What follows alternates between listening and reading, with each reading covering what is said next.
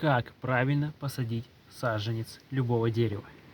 Берете пару камней, кирпичей, немножечко насыпаете между ними земельки, пыли или иного субстрата, без разницы. И саженец будет радовать вас своим великолепием, стремительным ростом,